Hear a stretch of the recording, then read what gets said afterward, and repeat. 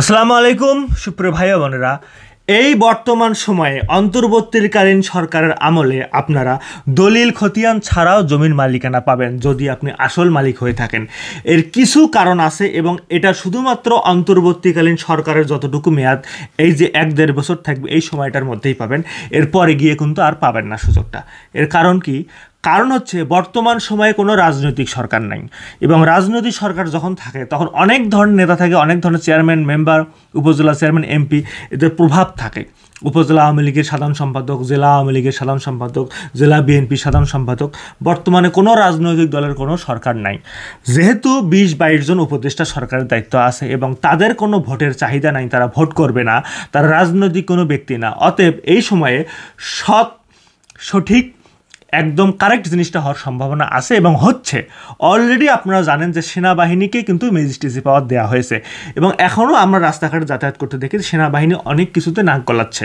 তারা গিয়ে মানুষকে সোজা করতেছে, মাছ যেন ঝামেলা না করে, মাছ বিক্রির সময় যেন ভেজাল না দেয়, জমি কে কারটা কোথায় দখল করতেছে, ভাইকে অন্য ভাই তার জমির মালিকানা বুঝিয়ে দিচ্ছে না, বোনকে তার অন্য বোন জমির মালিকানা বুঝিয়ে দিচ্ছে না, নানা বাড়ির সম্পত্তি দিচ্ছে না। এসব বিষয়ে কিন্তু ম্যাজিস্ট্রেট, সেনাবাহিনীর কমিশনপ্রাপ্ত যেসব অফিসার, তারা কিন্তু ঢুকে গেছে। আপনার স্থানীয় যে সেনাবাহিনীর ক্যাম্প আছে, আপনি যদি সেখানে যোগাযোগ করেন, আপনারা যদি সঠিক আপনি ওয়ারিশ হয়ে থাকেন, তাহলে কিন্তু আপনি তাদেরকে নিয়ে আসতে পারবেন। এখন এই বিষয়গুলোর ডিটেলস কি? ডিটেলস হচ্ছে, যদি দেখা যায় আপনি এই ধরনের কোনো বিপদে পড়েছেন যেখানে আপনার মামার বাড়ির সম্পত্তি, নানান বাড়ির সম্পত্তি আপনার পাওয়ার কথা কিন্তু আপনাকে দিচ্ছে না, তারা একটা দলিল করে ফেলছে, তারা এই জমিটার দলিল তারা করে ফেলছে, অন্য একটা দলিল। মনে করেন আপনার মায়ের নামের সম্পত্তি বা আপনার মা পাওয়ার কথা, আপনার মাকে না দিয়ে আপনার মামা তার অংশ তো বিক্রি করছে, আপনার মায়ের অংশটুকু অন্য জায়গায় বিক্রি করে ফেলছে। তখন সেক্ষেত্রে কি হইলো? দলিল কিন্তু একটা তৈরি হয়ে গেছে এবং যিনি কিনছে তিনি আবার নামজারি করে ফেলছে, তার মানে খতিয়ানও তৈরি হয়ে গেছে। এখন সত্যিকার অর্থে আপনার মা যদি ওই জমিটার মালিক হয়ে থাকে, পাওনাদার অংশ হয়ে থাকে, আপনি কিন্তু এখন সেনাবাহিনীর কাছে যেতে পারেন, আদালতেও যেতে হবে না, কোথাও যেতে হবে না। এটা কারণ আপনার মা যদি জমি পেয়েই না থাকে, এটা তো আসমানে উড়ে যাওয়ার কোনো সুযোগ নাই। জমি তার অংশ প্রাপ্য 50 বছর পর হলেও তাকে দিতে হবে। তো সুতরাং আপনি সেনাবাহিনীর কাছে আবেদন করবেন। এই অন্তর্বর্তীকালীন সরকারের সময় আমরা আস্তে আস্তে পুরো বিষয়টা খুলে বলতেছি যে এই দলিল এবং খতিয়ান দেখা গেল যে আপনার মামারা করে ফেলছে তাদের নামে, অথবা দেখা গেল মামারা জমি বিক্রি করে নাই। তখন কি হয়েছে? তারা বংশ পরম্পরায় আপনার নানা মারা যাওয়ার পর যখন আপনার মাকে না দিল, আপনার মা খোঁজ খবর নেয়নি। আপনার মা হয়তো চিন্তা করছিল আমার যখন ছেলে বিদেশ যাবে তখন বিক্রি করে জমিটা নিয়ে আসবো, অথবা আমার মেয়ের যখন বিয়ে হবে তখন নিয়ে আসবো, গহনা বানিয়ে দেবো, অথবা সে চিন্তা করলো আমার মেয়ে যখন স্কলারশিপ নিয়ে বাইরে পড়তে যাবে তখন আমি এটা বা বিপদ আপদে কোনো অসুখ বিসুখ হলে আমি তখন এটা বিক্রি করে নিয়ে আসবো। এই জন্য ভাইদের কাছে বিশ্বাস করে রাখছিল, কিন্তু পরবর্তীতে তারা দেখা যায় যে রেকর্ডে তারা নিয়ে ফেলছে, বিএস রেকর্ড তাদের নামে করে ফেলছে বা এসএ রেকর্ড তাদের নামে করে ফেলছে। তো এই রেকর্ড করে ফেললেই তারা মালিক হওয়ার কোনো সুযোগ নেই, আপনার মাকে আপনার মায়ের অংশ দিয়ে দিতে হবে। সুতরাং আপনি এখন সেনাবাহিনীর কাছে যাবেন, বলবেন, অভিযোগ জানাবেন, তারা কিন্তু এখানে নাক গলাবে। তারা আপনাকে এটা বের করে দেওয়ার যত সম্ভব, এটা দখলমুক্ত করার বা যত কিছু করার, অথবা তারা আইনি পদক্ষেপ দেখিয়ে দিবে যে না, রেকর্ড সংশোধন তো আর্মি করে দিতে পারবে না। তখন তারা বলবে যে ঠিক আছে, আমরা বলতেছি, উনি ছেড়ে দিবে, আপনাকে জমি দখল বুঝিয়ে দিবে। এটা তাদের কাছে কোনো ব্যাপার না, কারণ তারা, আপনারা জানেন যে আর্মি যে কোনো সময় যে কোনো অন্যায় ডাইরেক্ট অ্যাকশনে চলে যায়। তারা বোঝাবুঝির মধ্যে, মিটিং করাকরির মধ্যে নাই। তারা যদি দেখে এটা ন্যায়, তারা করবে। তারা যে অন্যায়, তাকে মানে সোজা করে ছেড়ে দিবে। সে এখন সে ডাক্তার না ইঞ্জিনিয়ার নাকি সে হচ্ছে বড় ব্যবসায়ী, কিচ্ছু দেখবে না। সে ভেজাল করতেছে, সে ওজনে কম দিচ্ছে, সে জমি দখল করতেছে, তাকে কান ধরে উঠবোস করাই ফেলবে, তাকে লাঠি দিয়ে বাসায় বাড়ি দিয়ে ফেলবে, তাকে হচ্ছে মাথা নিচে দিয়ে পা উপরের দিকে উঠাই দিবে, এগুলো তাকে হচ্ছে পানির মধ্যে নামাই দিবে। এগুলো হচ্ছে আর্মিদের শাস্তি, তারা এগুলো করে ফেলে। তো এটা এখন এই বর্তমান সময় সুযোগ আছে। আবার এখন দেখেন যে একটা জমি আপনার হচ্ছে ভাইদের মধ্যে কথা বলি যে আপনার ভাই ভাই মিলে ঝামেলাটা লাগছে। কীরকম ঝামেলা? আপনার এই জমিটার মালিক, কিন্তু দেখা যায় আপনার ভাই এই জমিটার সবচেয়ে যে ভালো অংশটা সেটা অন্যজনের কাছে বিক্রি করে ফেলছে, কিন্তু আপনি কিন্তু সেখানে জমিটা পান, যেটা সবচেয়ে দামি অংশ, সামনের অংশ, রাস্তার সাথে অংশ, সেখানে আপনিও 10% পাবেন, সেও 10% পাবে, সেও 10% পাবে। এখন দেখা গেল যে এক ভাই বাকি 2 জনের সহ 30% রাস্তার সাথেটা বিক্রি করে ফেলছে এবং আপনাদেরকে বলতেছে যে আপনি হচ্ছে অন্য জায়গায় গিয়ে নেন, অন্য পিছনে অন্য কোনো জায়গায় গিয়ে নেন। এখন আপনার কথা হচ্ছে এই জমিটার দাম হচ্ছে 5 লাখ টাকার শতাংশ, অন্য জায়গাতে হচ্ছে 50,000 টাকার শতাংশ, তো আমি এই জমিটা নিয়ে অন্য জায়গায় নেব কেন? এখন সেটা আবার অন্য কাউকে দলিলও করে দিচ্ছে, দলিল হয়েও গেছে, দলিল অনুযায়ী আবার নামজারিও হয়ে গেছে। তখন কি হবে? তখনও আপনি ফেরত নিতে পারবেন। সুতরাং এটাই বলি যে দলিল বা খতিয়ান হলেই যে জমির মালিকানা তৈরি হয় তা কিন্তু না। বাংলাদেশের সিস্টেমটা এতটাই জঘন্য যে হচ্ছে সাব রেজিস্টার অফিসের সাথে এসিল্যান্ড অফিসের তেমন কোনো কানেকশন নাই। এসিল্যান্ড অফিসের খতিয়ান টতিয়ান মেউজা ম্যাপ এগুলো হয় হচ্ছে আপনার অনলাইনে। আবার এই যে নিবন্ধন অধিদপ্তরের আন্ডারে যে আপনার আইন মন্ত্রণালয়ের অধীনে সাব রেজিস্টার অফিস সেটা হয় অফলাইনে। তো দেখা যায় একই ব্যক্তির মানে একই জমি 3 জন মালিক, 3 জনের নামে দলিল বের হয়েছে এবং আসল দলিল বের হয়েছে। তাহলে এটা কি সম্ভব? অথচ এক অফিস থেকে বের হয়েছে, এটা কি আদৌ সম্ভব? এটা কিন্তু সম্ভব না। জমির মালিক তো একজন হবে, তো 3 জনের নামে কেমনে বের হলো?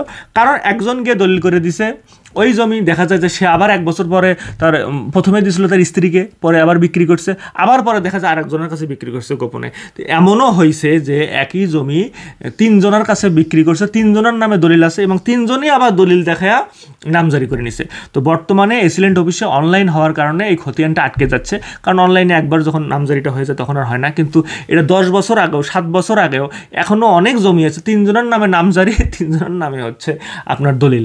এগুলো হচ্ছে বাংলাদেশের অস্বাভাবিক অবস্থা। এগুলো প্রথম থেকেই সুন্দরভাবে করে আসা লাগতো।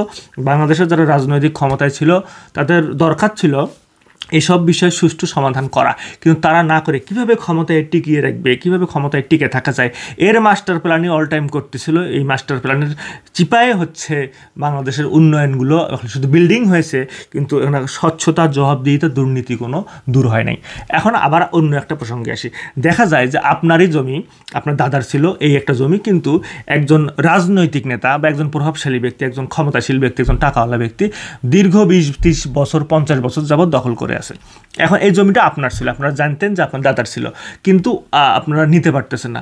পরে দেখা গেল যে ওই জমিটা তার কাছে কীভাবে আছে, দেখা গেল কোনো কাগজপত্রই নেই, তার কাছে কোনো দলিলও নাই, খতিয়ানও নেই, তাহলে তো কোনো সমস্যা নেই, আপনি এটাও আর্মির মাধ্যমে উদ্ধার করতে পারবেন। আবার যদি দেখা যায় যে হচ্ছে না তার নামে দলিল বের হয়ে যায়, সে কী করছে? দলিল সে একটা সুযোগ নিছে, যে দেখা যায় যে ওই সাব রেজিস্টার অফিসটা 1970 বা 75 একবার বন্যায় কবলিত হয়ে অনেকগুলো দলিল নষ্ট হয়ে গেছে, সেই সময়কার সে একটা জাল দলিল করে ফেলছে ওখানকার লোকজনকে টাকা পয়সা খাইয়ে। এগুলো করা যায়। ইউনিয়ন ভূমি অফিসেও দেখা যায়, অথবা এসিল্যান্ড অফিসেও সে একটা ভুল খতিয়ান তৈরি করে ফেলছে, সেই টাইমে একবার আগুন লাগছিল, অথবা আগুনও লাগে নাই, বন্যায় কবলিত হয়নি। এগুলো আগুন লাগা বা বন্যা কবলিত হওয়ার কিছু ডেট থাকে, যে এই ডেটে এগুলো হয়েছিল, কিছু নথি নষ্ট হয়ে গেছে। তো এগুলো ভূমি অফিসের বা সাব রেজিস্ট্রারের লোকজনের সাথে যারা মাতব্বর, যারা জমি জমার বিষয়ে তাদের লোভ বেশি, তারা এই সময়ে সুযোগগুলো গ্রহণ করে এবং এই সময় তারা কিছু 2 নম্বর জাল দলিল এবং 2 নম্বর জাল খতিয়ান ঢুকিয়ে দেয়।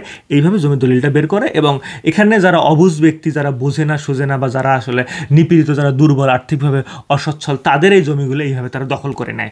অনেক আছে, আমরা অনেক দেখি, অ্যাভেলেবল দেখি। এবং এইসব বিষয়ে যদি কনসালটেশন লাগে, জমি জমা উদ্ধার সংক্রান্ত ডিসক্রিপশন বক্সে হোয়াটসঅ্যাপ নাম্বার আছে, মেসেজ করবেন, আমরা যোগাযোগ করার চেষ্টা করব।